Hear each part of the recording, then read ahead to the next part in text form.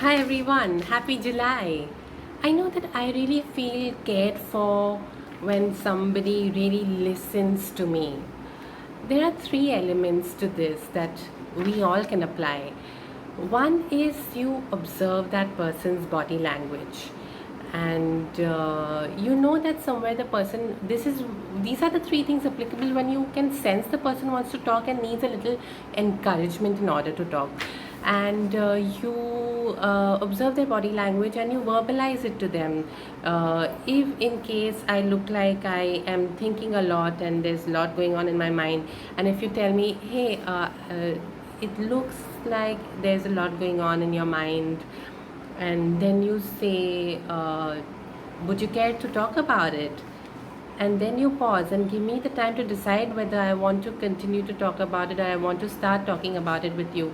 These three things will really make me feel like I can talk about it with you. And continuously, when you do these three things, for when even when I start talking to you and you continue to do that with me, I feel that I'm heard. I can trust you. It's a non-judgmental person who is just helping me figure out things that I already know objectively. So how would you continue? You will continue with minimal encouraging words. I see. A good listener would go beyond and say, I see, I hear, and okay, go on, tell me more, and a lot of ands, and and continue to ask an open question. Okay, so do you think you need more clarity about this? Is there anything that you need more clarity about? Can you tell me your concerns?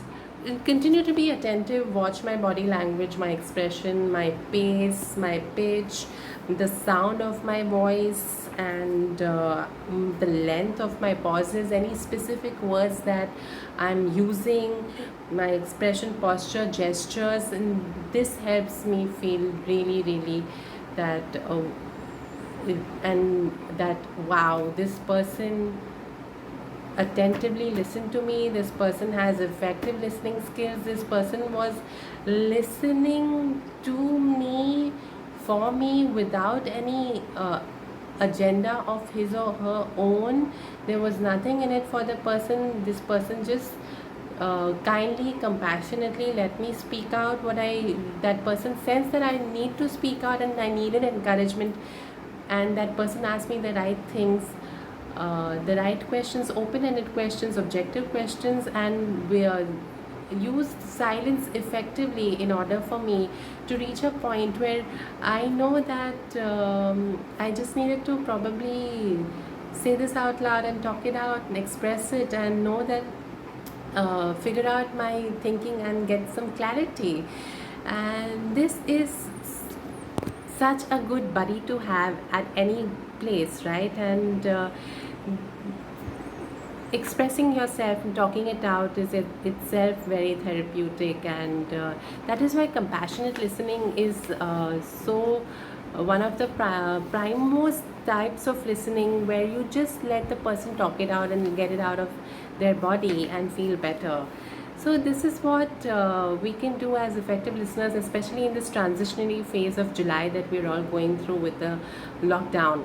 And it could be an appreciation where you look at me and just observe something about, hey, nice earrings making you look whatever cute.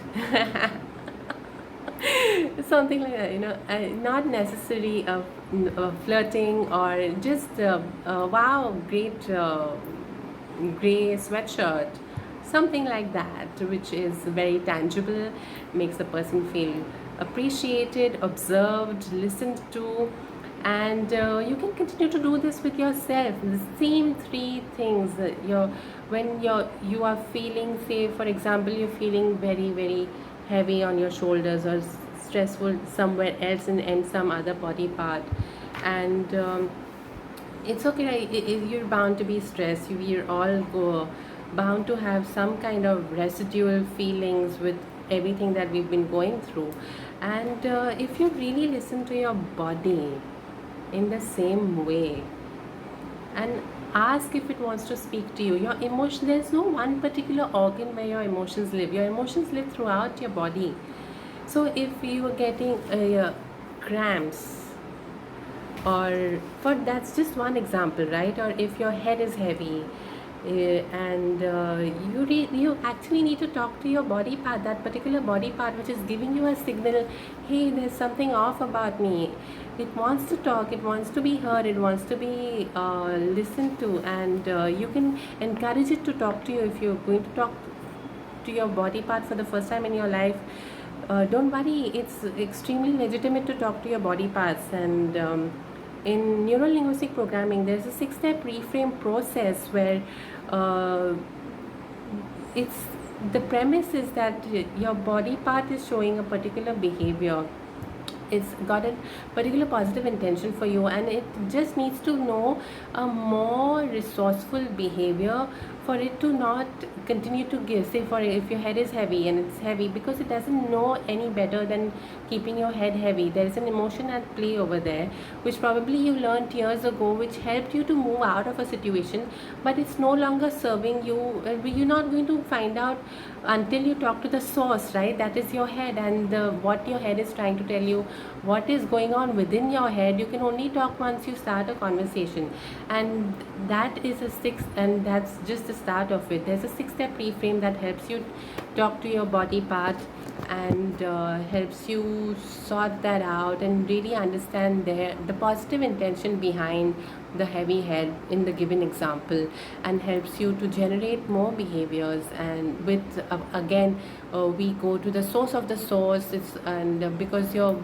head perhaps has learned this behavior of getting heavy and getting things done, or getting something going for it, which is now you know that it can do better once it knows better, just the way someone else could probably do better once they know better. Same with your body parts, your any organ that you talk to, and you generate better behaviors with what we call as the source of the source, your resource, your creative part, what that unconscious that you surrender to. So you are not generating those alternative behaviors, because you will need a higher source to step in there, a higher consciousness to step in there, to work along with your body part, which has all the data and information that is manifesting, for you to know that, hey, I need to listen to my body part. Is your prime most role over here as a good listener.